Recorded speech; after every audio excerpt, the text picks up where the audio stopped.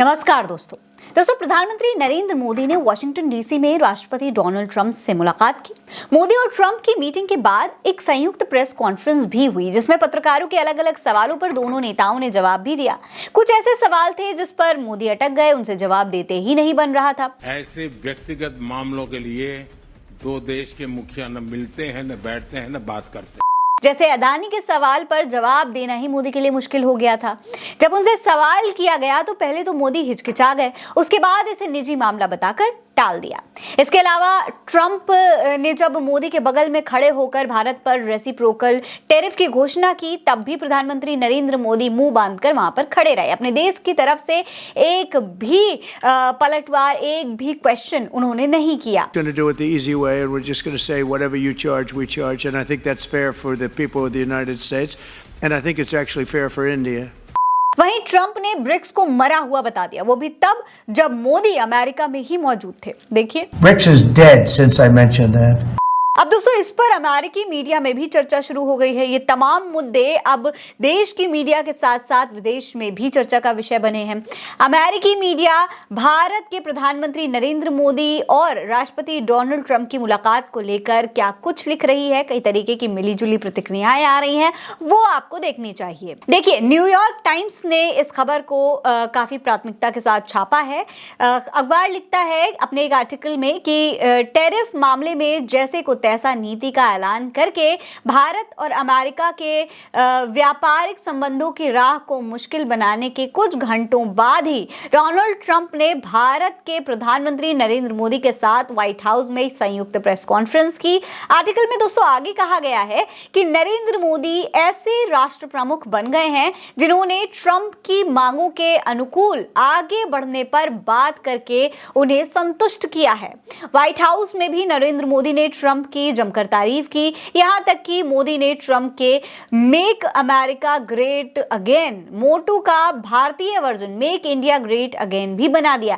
यानी कि साफ तौर पर यहां पर प्रधानमंत्री नरेंद्र मोदी के जिस तरीके से टैरिफ मामले पर चुप्पी रही, उस पर भी जिक्र किया गया और तो और ट्रंप के नक्शे कदम पर प्रधानमंत्री नरेंद्र मोदी को चलता हुआ भी यह अखबार दिखा रहा है। वहीं वॉशिंगटन पोस्ट ने भी एक हेडलाइन दी है, लिखा है कि Trump Modi aim to cut US trade gap with India amid global tariff concerns. यानी कि ट्रंप मोदी का लक्ष्य वैश्विक टैरिफ चिंताओं के बीच भारत के साथ अमेरिकी व्यापार अंतर को कम करना है। दोस्तों अपने एक आर्टिकल में यह अखबार लिखता है कि दुनिया में टैरिफ को लेकर बड़ी चिंता के बीच ट्रंप और मोदी की मुलाकात हुई। ट्रंप इस मुलाकात में भारत के साथ व्यापार घाटे को कम करना चाहते हैं। अखबार ने आगे लिखा है कि ट्रंप के राष्ट्रपति बनने के बाद ये चौथे बड़े नेता का अमेरिका दौरा है और ये इस बात का संकेत भी है कि ट्रंप नई दिल्ली के साथ अपने रिश्ते को आगे कैसे बढ़ाएंगे। अखबार के अनुसार दोस्तों ये पार्टनरशिप वॉशिंगटन के हिंद प्रशांत क्षेत्र की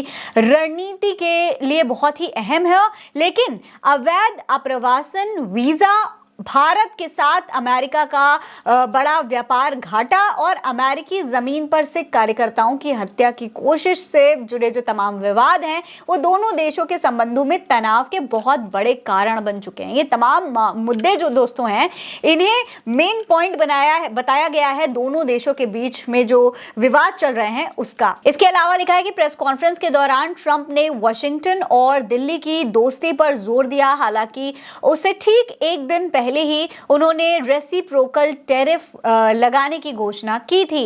अखबार ने मोदी को पहला ऐसा विदेशी नेता बताया है जिन्होंने ट्रंप के साथ व्यक्तिगत रिश्ते को बढ़ावा देने की बात की और लिखा कि भारतीय नेता ने मेक अमेरिका ग्रेट अगेन से प्रेरणा लेते हुए मेक इंडिया ग्रेट अगेन का नारा दिया है।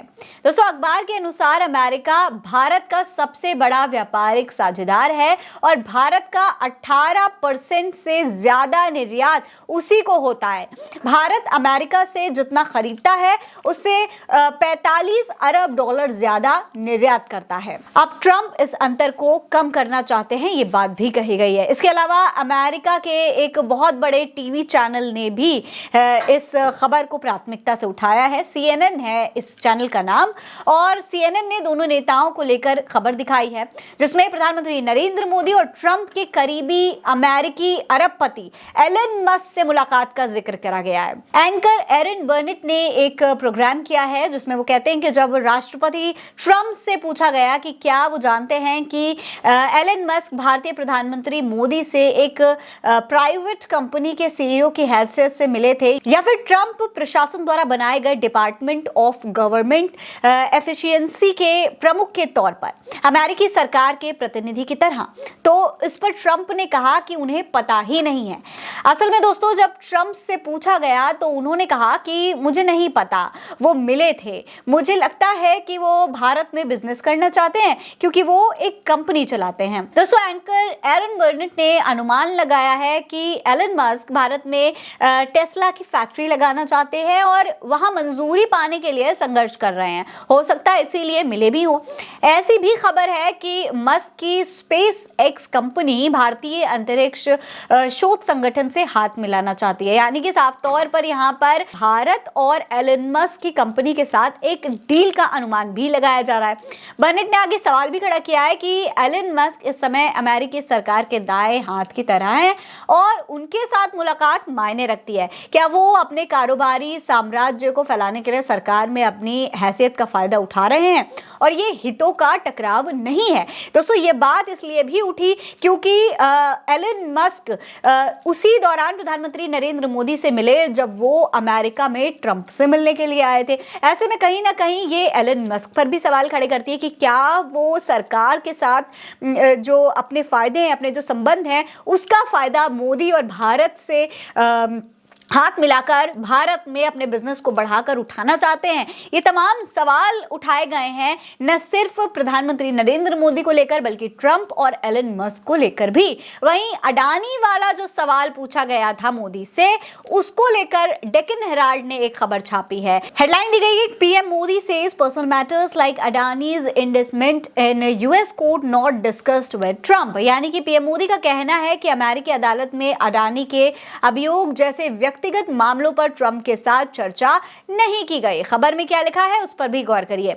खबर में लिखा गया है कि व्हाइट हाउस में राष्ट्रपति डोनाल्ड ट्रंप से मुलाकात के बाद प्रधानमंत्री नरेंद्र मोदी ने कहा कि संयुक्त राज्य अमेरिका की एक अदालत में अरबपति उद्योगपति गौतम अडानी और उनके भतीजे सागर अडानी को नवंबर 2024 में एक अमेरिकी संघीय अदालत में झूठे और भ्रामक बयानों के आधार पर अमेरिकी निवेशकों और वैश्विक वित्तीय संस्थाओं से पैसा लेने के लिए $1 मिलियन की योजना में उनकी भूमिका के लिए सिक्योरिटीज और वायर फ्रॉड और मूल सब्सटेंसिव सिक्योरिटीज की साजिश रचने के लिए दोषी ठहराया गया था। ये बात इस अखबार ने बताई है। इसके अलावा दोस्तों, गौतम अडानी और सागर अडानी पर कई आरोप भी लगाए गए हैं कि वो फायदा पाने के लिए भारत सरकार के अधिकारियों को $250 मिलियन से ज्यादा की रिश्वत देने पर सहमत भी हुए थे, यानी कि अपने फायदे के लिए उन्होंने भारतीय अधिकारियों को रिश्वत दी। दोस्तों, अडानी समूह के खिलाफ अमेरिकी न्याय विभाग की कानूनी कार्रवाई ने